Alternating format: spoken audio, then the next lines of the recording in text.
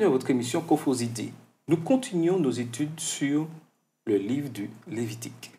Et cette semaine, nous allons découvrir quelque chose de très particulier. Nous avons tous reçu des dons. Que faisons-nous de ces dons?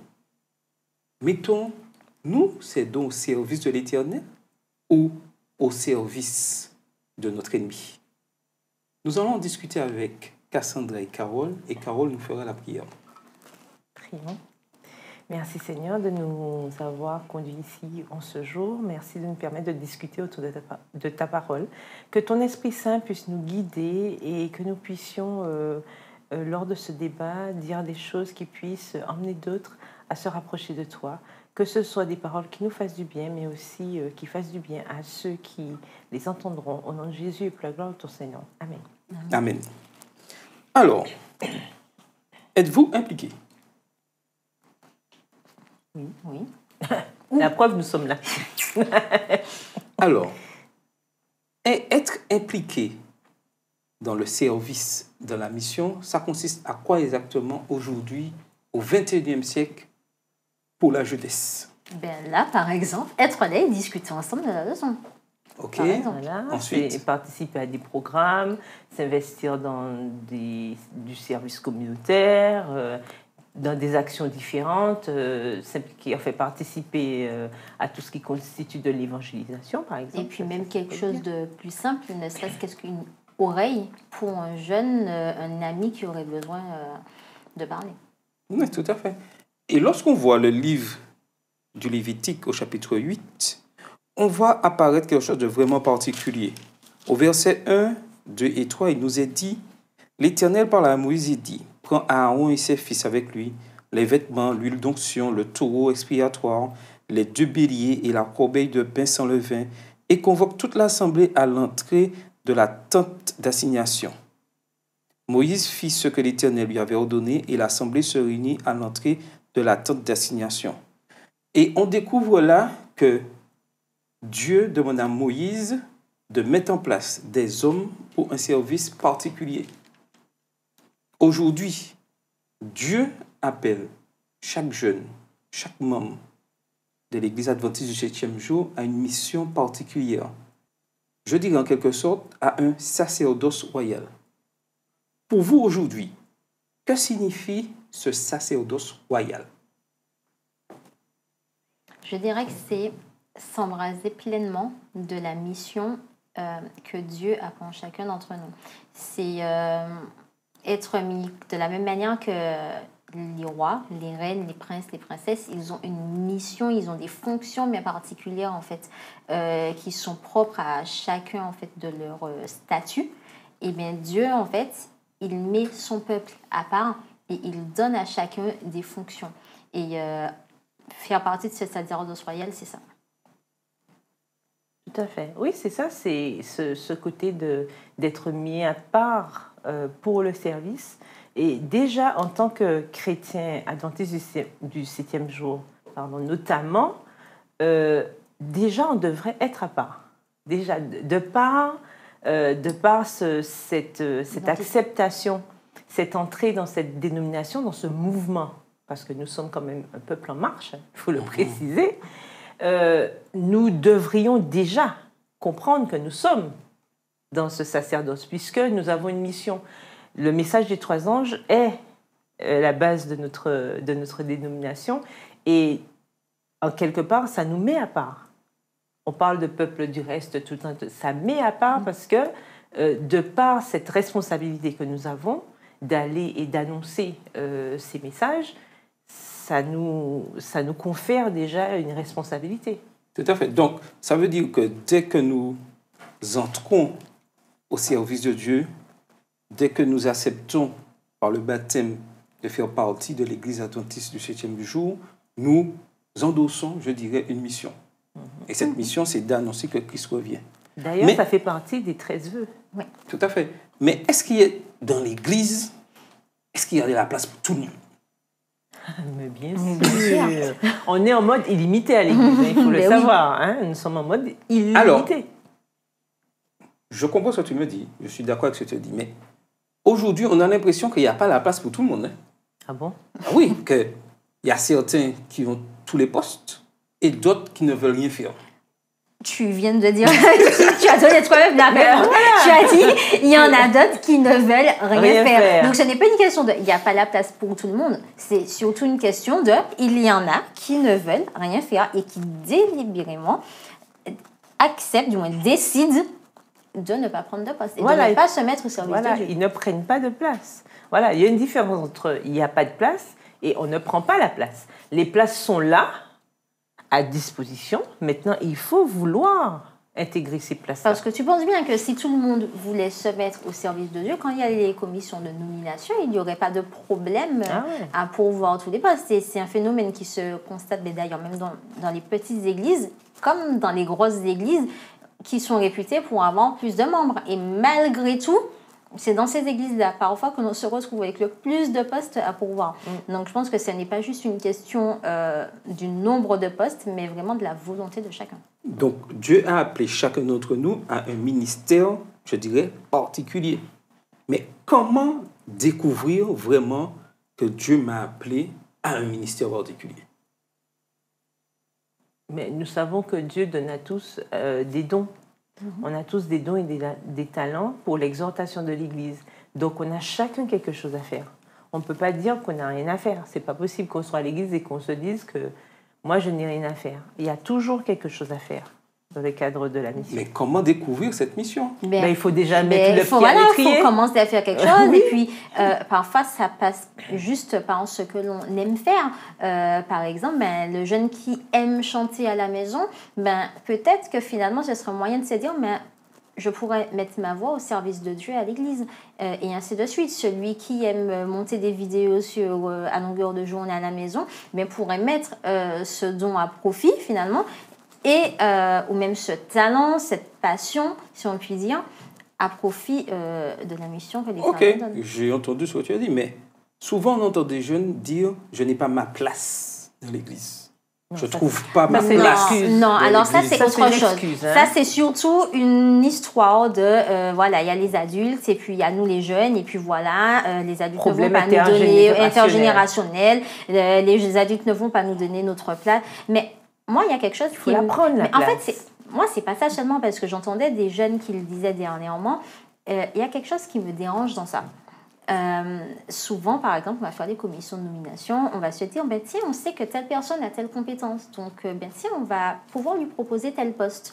Par contre, si on ne sait pas que quelqu'un a des compétences, on ne va pas pouvoir le deviner, on ne va pas pouvoir dire à cette personne, tiens, on va te mettre à ce poste. Par contre, toi qui sais que tu as cette compétence, qu'est-ce qui t'empêche, à un moment donné, d'aller voir quelqu'un, d'aller voir un des dirigeants de l'église, d'aller voir une des personnes qui sont en poste dans ce domaine et de lui dire, écoute, j'ai telle compétence, tu sais, je pourrais peut-être t'aider. Et à ce moment-là, ça permettra de découvrir de nouvelles personnes avec de nouvelles compétences. Mais en fait, tout le monde reste à dire « Ouais, mais en fait, on ne me donne pas ma place. » Et puis, non, mais en fait, c'est juste qu'on ne veut pas me donner des postes. Et puis, on donne toujours aux mêmes personnes. Non, si chacun montre la volonté de se mettre en action, tout le monde va pouvoir travailler. Et puis, il faut... Tout à fait, je suis entièrement d'accord avec ça. C'est-à-dire qu'il faut soi-même s'intégrer. Il faut aussi il faut aller de l'avant. Il faut faire le premier pas. Parce que quand on a vraiment envie d'être au service de Dieu,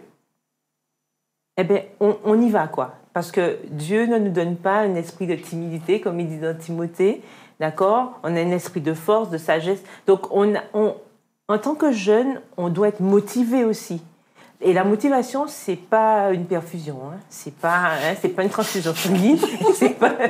Non, mais c'est vrai. Ça ne se distille pas, quoi. Il faut aussi qu'on ait envie. J'ai fait quoi? C'était ça. Non. Parce que je me dis que si je reçois ce sacerdoce royal, ça descend en moi. Et puis, une fois que je suis habité et que j'ai été oint par l'Éternel dans ma mission. Oui, je sais que la chanson dit quand l'Esprit de Dieu habite en moi, je cours comme David, je chante comme David. Oui, je sais, mais pour que l'Esprit de Dieu habite en moi, effectivement, pleinement, il faut déjà aller de l'avant. Le jeune David, d'accord, il n'a pas attendu tranquillement quand il est arrivé sur le champ de bataille et qu'il a vu Goliath en train de faire ses bêtises. Qu'est-ce qu'il a dit? Il a été, ah ouais, oui, mais il y a des soldats plus aguerris comme moi. Non! Mais avec la force que Dieu lui a donnée, il a dit non, mais comment vous pouvez accepter une telle chose? Donc, en tant que jeune, il a été de l'avant. Lorsque Caleb et Josué, ils étaient parmi les 12 espions, ils ont été dans cette ville, ils ont vu des géants. Alors les autres, ils ont vu que les mauvaises choses. Mais Caleb et Josué, encore des jeunes. Je veux dire qu'il faut aussi, en tant que jeune, qu'on soit motivé. Il faut qu'on soit proactif. Voilà, et non seulement proactif, mais il ne faut pas avoir peur de proposer. Il faut être force de proposition. Moi, je me rappelle à chaque fois, bon, j'ai eu l'occasion de fréquenter différentes églises dans ma vie et tout, mais chaque fois que j'arrive dans une église et tout, ben, c'est moi qui me propose. Je suis arrivée dans une église, on ne savait pas que je savais chanter, par exemple, mais voilà, j'ai proposé, on m'a fait confiance, eh ben, j'ai chanté, ah ben tiens, elle sait chanter, machin, mais je veux dire, il faut agir comme ça. Je maîtrise l'anglais, etc., machin, ben, j'ai proposé, eh ben voilà, j'ai fait une classe anglophone, machin. Ben, je veux dire qu'il faut, comme elle disait, il faut aussi proposer des choses pour qu'on puisse voir ce que tu veux. Et puis, même, par exemple, dans le monde du travail, tu vas faire ta lettre de motivation, tu vas faire ton CV, c'est toi qui mets en avant tes capacités. Et d'ailleurs, même quand tu es dans ton travail, c'est toi qui iras dire à ton patron, mais regarde, en fait, je sais faire telle et telle chose, je pourrais faire telle chose. Pourquoi à l'église, on passe notre temps, en fait, à dire, oui, mais en fait, c'est un tel qui ne nous donne pas de poste, c'est la commission de nomination qui ne veut pas, et puis non, mais en fait, c'est parce qu'on ne veut pas donner la place aux jeunes. Non, en fait, de la même manière qu'au travail, on aura cette faculté, finalement, à se dire, on va se challenger, et puis on va donner le meilleur de nous-mêmes, et puis on va montrer vraiment qui nous sommes et toutes nos compétences, mais dans la mission de Dieu, on devrait le faire systématiquement. Tout à fait. Il ne faut pas hésiter à enfoncer les portes fermées. Enfin, que nous pensons fermées. Ok, mais est-ce que je peux m'avancer dans ce ministère sans consécration? Ben non. Ben non. Mais est-ce que ce n'est pas ça aujourd'hui le problème, la consécration? Alors, c'est vrai que c'est quelque chose qui va se voir beaucoup, ou alors une consécration qui se perd, ou des jeunes qui n'étaient pas suffisamment consacrés.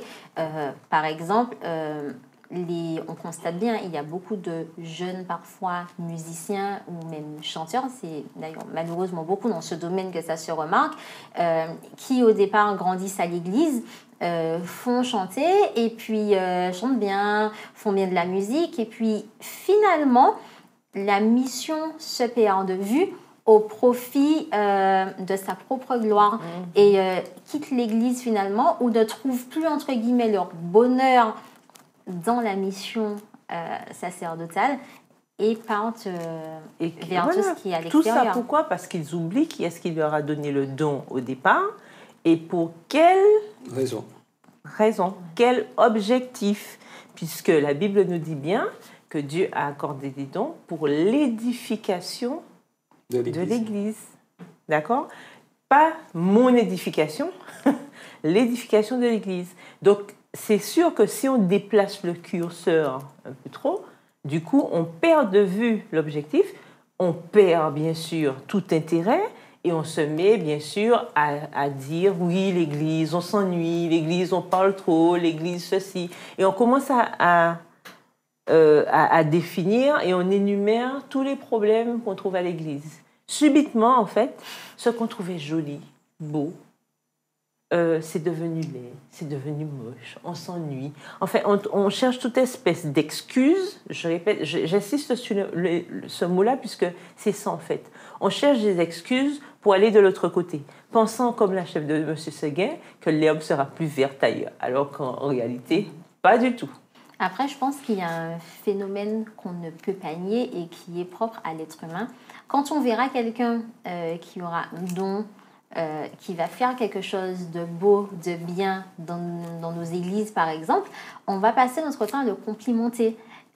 Mais jamais on ne va ramener en fait ce qu'il fait de bien à Dieu. Jamais on ne va lui dire, mais tu sais, c'est grâce à Dieu que tu le fais. Et souvent, c'est quelque chose qui se perd. Et je pense que ça contribue à faire en sorte que la personne, à grossir l'ego de la personne, et puis qu'au final, elle ne voit plus Dieu, elle ne voit plus ses capacités données par Dieu, mais données par elle-même, finalement.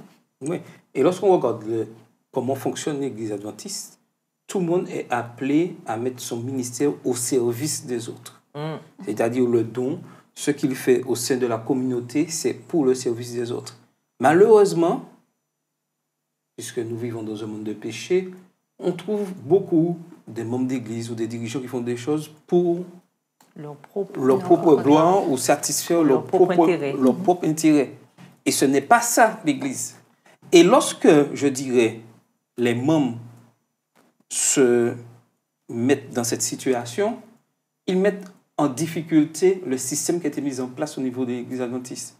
C'est-à-dire que, je dirais qu'on a l'impression que les membres dépendent du pasteur, dépendent des anciens, dépendent des responsables du département. Et s'il n'y a pas de pasteur, s'il n'y a pas d'anciens, on a l'impression que l'Église ne fonctionne pas. Mais ça, c'est tout simplement parce que ces personnes oublient qu'elles aussi, elles ont une mission à jouer et elles mettent sur un piédestal ces personnes-là. Ces personnes oublient que l'Église, c'est un seul corps et que chaque partie du corps a une fonction qui sera bien précise et ce, indépendamment de la grosseur, de la grandeur et de la profondeur. Tout à fait. Mais il y a aussi, je pense qu'il y a cette déformation spirituelle aussi qui rentre en compte. C'est-à-dire, il y a les origines, parce que nous savons qu'à une époque, il y a une dénomination particulière qui dominait et qui faisait comprendre que pour aller à Dieu, il faut passer par quelqu'un. Et même si, effectivement, comme on dit, les habitudes ont la dent dure, c'est-à-dire que même si on a changé de dénomination, on a du mal à comprendre qu'on n'a pas besoin de passer par quelqu'un pour atteindre Dieu. C'est-à-dire que certains se sentent tellement insignifiants des fois, malheureusement. Insignifiants, ils pensent qu'ils ont forcément besoin de l'approbation de quelqu'un d'autre pour pouvoir réaliser quelque chose. Alors que c'est faux, puisque à l'origine, c'est Dieu qui donne tout. Donc, on peut passer par Dieu directement. Je n'ai pas besoin de l'approbation de l'autre pour pouvoir asseoir et dire si je fais quelque chose bien ou pas, puisque c'est Dieu qui me l'a donné. C'est ça. Et on a cette tendance à toujours chercher l'approbation de l'autre. Et c'est ce qui, parfois, empêche à certains d'agir, parce qu'ils ont l'impression que comme on ne leur dit pas soit merci, soit c'est bien, soit c'est machin, ils n'ont pas besoin de le faire. On ne va pas le faire. Alors que c'est faux. Lorsque nous nous impliquons dans les affaires divines, en fait, on doit le faire parce qu'on aime Dieu. Pas parce qu'on recherche de l'approbation, pas parce qu'on recherche de la gloire ou quel que soit, ou de la reconnaissance. C'est pas ça l'objectif. Et dès le départ, Dieu a institué ce système de volontariat. On a vu ça dans le sanctuaire, on était les gens à part. On déconseille d'ailleurs les Lévites. Les Lévites dépendaient, ceux qui étaient au service sanctuaire, ils dépendaient de ce qu'emmenait le peuple, en fait. Ils n'avaient pas de choses à eux, d'accord ? Donc, tous ceux qui sont au service, en général, doivent l'être de manière désintéressée.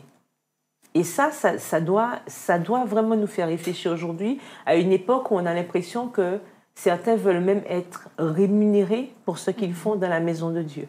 C'est quand même extraordinaire, puisque c'est Dieu qui nous donne les dons, les talents, et qui nous permet de faire ces choses-là. Donc, imaginez déjà que certains pensent qu'ils pourraient tirer quelque chose en fait, de pécunier là-dedans. Je me dis qu'on n'a pas compris, en fait. Et je pense que même les dirigeants des églises devraient se rappeler de cette notion et pas juste le membre lambda X ou Y qui n'a pas de poste. Parce que c'est vrai que là, on est beaucoup resté sur ces personnes qui n'hésitent pas non plus à prendre les postes. Mais il ne faut pas non plus oublier ces personnes-là qui, elles, sont en poste, qui ont des statuts bien particuliers et qui, parfois, elles-mêmes vont placer une certaine distance avec le reste des personnes de nos églises. Je pense que l'humilité devrait être au premier plan et ce pour tout le monde. Et si tout le monde arrive à se voir sous le même pied d'égalité, il n'y aura pas de problème en réalité. Voilà. Alors, je vais me permettre une certaine lecture qui doit amener dans nos dernières minutes à un certain débat de réflexion au niveau de l'Église adventiste du 7e jour. Alors, dans le livre Révolution dans l'Église, Revolution in the Church, nous voyons écrit aux pages 39 et 41 ceci. Lorsqu'on étudie l'histoire de l'Église adventiste, il devient rapidement évident qu'à l'origine, nous n'avions pas de pasteur fixe et rémunéré comme les églises d'aujourd'hui. Au lieu de cela, les pasteurs rémunérés fonctionnaient comme des évangélistes et des fondateurs d'églises comme l'apôtre Paul, se déplaçant librement dans leur région désignée, prêchant et enseignant le message des 3 anges et établissant de nouvelles congrégations. Je continue au niveau de la page 87 du questionnaire des jeunes. Comme il n'y avait pas de pasteur fixe, c'étaient les anciens et les diacres qui dirigeaient les églises. En lisant la définition que la Bible donne de ces 2 postes de direction, vous découvrirez qu'à bien des égards, ils n'avaient des responsabilités identiques à celles de nos pasteurs modernes rémunérés, même s'il s'agissait de postes bénévoles. Et je continue dans la réflexion qui va amener le petit débat. Ce qui est impressionnant, c'est que puisque le ministère pastoral est décrit comme un don dans la Bible et que chaque membre de l'Église est déjà un prêtre, il y avait déjà des personnes au sein de la congrégation qui avaient les dons nécessaires pour diriger, évangéliser, pour former les autres membres de la congrégation et en prendre soin. Cela a libéré des fonds grâce auxquels l'Église adventiste a connu une expansion rapide dans le monde. En termes simples, Jésus a dirigé les premières églises adventistes grâce aux dons spirituels des membres individuels. Il ne dépendait pas d'un pasteur rémunéré qui les servait, mais de Jésus qui exerçait un ministère puissant et efficace à travers eux. Dernier paragraphe. Êtes-vous actuellement dans une église où il n'y a pas de pasteur? Ou dans une église qui en a un, mais qui ne peut venir qu'occasionnellement? Si c'est le cas, votre église se trouve dans une situation parfaite pour que Jésus, par l'intermédiaire du Saint-Esprit, vous utilise, vous et vos collègues, pour fournir tout ce dont elle a besoin pour prendre soin les uns des autres et atteindre la communauté locale avec l'Évangile. Alors, on fait quoi? Attends. Je pose ma question. Mais pourquoi tu vas me laisser poser ma question? Attends, mais non, je pose ma question. Mais j'ai une question pour toi, Attends, mais je finis par une question pour tout le monde et pour mes invités. Selon vous, que se passerait-il si chaque église locale libérait tous ses pasteurs pour aller établir de nouvelles congrégations comme l'église adventiste avait l'habitude de le faire? Comment votre église s'en sortirait-elle? Dans ce cas, de quelle responsabilité vous allez vous charger? Maintenant, pose ta question. Maintenant que j'ai mis... Tu as brossé. J'ai bossé et j'ai mis tout la table, il nous reste 6 minutes Si on pour parler. Tout ton paragraphe, là, ton truc... c'est pas moi, c'est le questionnaire. On licencie tous nos pasteurs. Je pense que déjà, ça va nous libérer beaucoup de fonds pour toutes nos églises. Pour faire de l'évangélisation. Hein? Exactement, ça nous permettra de rénover nos églises, on n'aura plus de problèmes. Moi, je sais pas. Non, mais je sais pas, on en vient à se poser cette question. Il est vrai, non, mais c'est vrai, il est vrai qu'au début, c'était ça. Et il me semble que même la sœur White, dans un de ses ouvrages, déconseillait que les pasteurs, effectivement, s'établissent dans un secteur particulier. Donc, reste là, en fait, il devait être itinérant de préférence. D'ailleurs, au tout début, c'était ça. Et je crois que même l'œuvre ici, quand ça a démarré en Martinique, il y avait beaucoup de prédicateurs itinérants. Les gens bougeaient. Si je ne me trompe pas, Non, vas-y. Ça va. Donc, du coup, je pense que cette notion-là, malheureusement, s'est perdue. Cette notion de missionnaire. Parce que là, on voyait vraiment que c'était des missionnaires. Et c'est vrai que si ça fonctionnait comme ça aujourd'hui, puisqu'on nous demande de revenir sur les anciens sentiers. Tout à fait. Et d'y marcher, n'est-ce pas? Je pense que ce serait bien parce que ça augmenterait aussi une certaine indépendance et spirituelle, déjà, et fonctionnelle. Parce que, effectivement, la nature a horreur du vide. Si je vois que ça va fonctionner, forcément, certains mettront le pied à l'étrier et on verra naître aussi et se développer, je pense, certaines compétences, certains dons qu'on n'aurait même pas soupçonnés. Pourquoi? Parce qu'il y aurait plus ce point de mire, le pasteur. Malheureusement, certains se focalisent trop. Si le pasteur dit c'est bon, si c'est un membre lambda qui a dit c'est pas bon, alors que c'est la même chose. Exactement. C'est vraiment dommage. On a l'impression qu'il y a une science infuse particulière, alors que c'est Dieu qui donne cette sagesse et que quand Dieu qualifie, c'est Dieu qui qualifie en fait. Et peut-être ça, on l'oublie souvent. Et on pense que c'est nous qui faisons quelque chose. En fait, on ne fait rien. Et Dieu peut utiliser n'importe qui. Tout à fait. Alors, je ne dirais pas que avoir des pasteurs, ce n'est pas important dans nos églises. C'est pas ce qu'on a dit. Voilà, on le précise bien. Oui. Par contre, s'il y a quelque chose que l'on peut constater, c'est qu'on a souvent tendance à placer le pasteur mais pas juste sur un piédestal, en haut de l'escalier. Quand on regarde bien, dans certaines églises, il y aura la place de parking réservée au pasteur. Et puis toi qui arrives, non, toi tu vas pas te garer à l'intérieur du parking, hein, tu iras te garer à l'extérieur, va te garer à Saint-Pierre-et-Miquelon si tu veux, mais ça c'est la place du pasteur.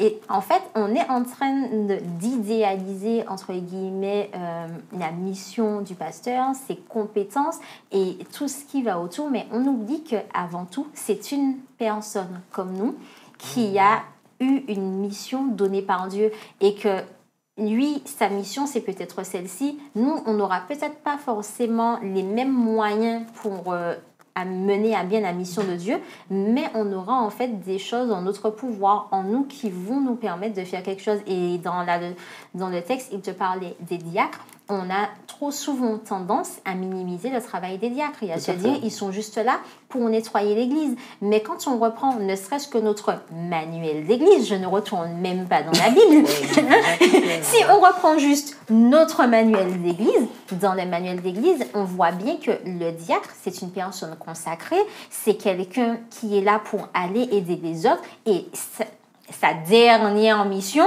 c'est bien celle d'aller nettoyer les églises. Mais pourquoi on est arrivé à cette situation-là aujourd'hui? À cause du manque d'engagement des membres. Mais bien sûr, le manque d'implication.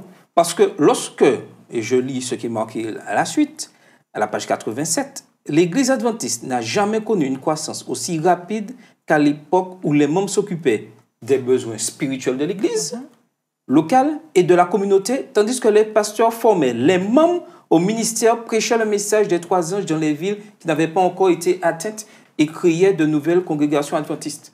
Aujourd'hui, tout repose, entre guillemets, sur le pasteur. C'est lui qui doit faire ci, c'est lui qui fait le programme. En fait, on arrive dans une telle médiocrité, puis dans une telle lassitude. Non, parce que c'est la facilité. Mais en fait, c'est ça. On est rendu dans une telle léthargie que si le pasteur ne fait pas des cours de doctrine, eh bien, personne ne peut faire des cours de... Et en fait, on arrive... Et c'est pas ça. Mais c'est ça, et on arrive de nos jours, et tu parles de manque de consécration, mais comment veux-tu que les membres soient consacrés s'ils ne lisent pas la parole de Dieu pour comprendre qu'ils devraient être consacrés? Et comme en fait, tout repose finalement sur une soi-disant et unique personne, ben, je suis désolée, mais notre pauvre pasteur, il n'est pas là en fait pour ça. Il n'est pas là non plus pour passer son temps à le faire. Mais pire, on a l'impression que le pasteur, au lieu de s'occuper d'annoncer le message des 3 anges, il s'occupe de... Est-ce qu'une voiture est bien garée? Est-ce que le frère a bien parlé? Machin. Aide ceci, de aide cela, aide de ceci. Alors que normalement, ce n'est pas de son ressort. Et j'irai même plus loin. Quand je regarde nos efforts d'évangélisation, désolé, mais souvent ne sont pas faits pour amener de nouvelles personnes à l'évangile, mais pour essayer de sauvegarder le peu de connaissances qu'il y a chez nos membres d'église. Et c'est triste parce que, en fait, si chacun prenait à cœur sa mission et que chacun prenait le temps d'étudier la parole de Dieu, chacun comprendrait l'importance d'avoir une consécration. Tout à fait. Voilà. Et de s'impliquer entièrement à l'église, c'est-à-dire de manière complète. Et si nous avons compris ce sacerdoce royal que Dieu a mis à la portée de tous et souhaite donner à tous, l'Église adventiste, aujourd'hui, on a l'impression qu'elle est un peu ralentie, aurait connu un boom. Mais lorsqu'on regarde, je dirais, dans les pays d'Amérique centrale, Amérique du Sud, de développement, les pasteurs ont des fois 4, 5, même 10 églises, mais ce sont les membres qui font tout le travail, qui ont, je dirais, ce lien avec la communauté locale qui s'occupe des besoins. Et quand on a besoin de pasteurs, c'est pour former le peuple ou baptiser des membres. Et le pasteur continue ainsi. Et aujourd'hui, malheureusement, nous voulons tout remettre sur un seul homme. Et ce n'est pas ce que Dieu a prévu. Donc aujourd'hui, nous pouvons changer les choses. Et comme je posais ma question tout à l'heure, comment votre Église peut-elle sortir de cette situation? La réponse est simple. Moi, je me mets à l'action. Chers jeunes, êtes-vous prêts à passer à l'action? Que tous les membres se mettent au travail. Tout à fait. Soyons prêts, travaillons pour le Seigneur. C'était votre émission Coffre aux idées.